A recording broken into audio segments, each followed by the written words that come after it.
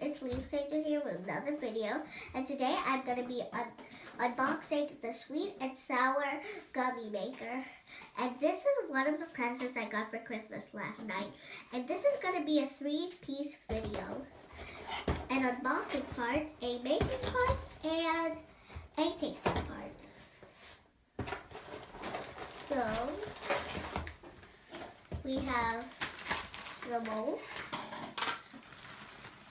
We have the stick spoon and these. And of course the gummy mix, blue raspberry gummy bear mix, pineapple gummy bear mix, cherry gummy bear mix, and sour lime gummy bear mix.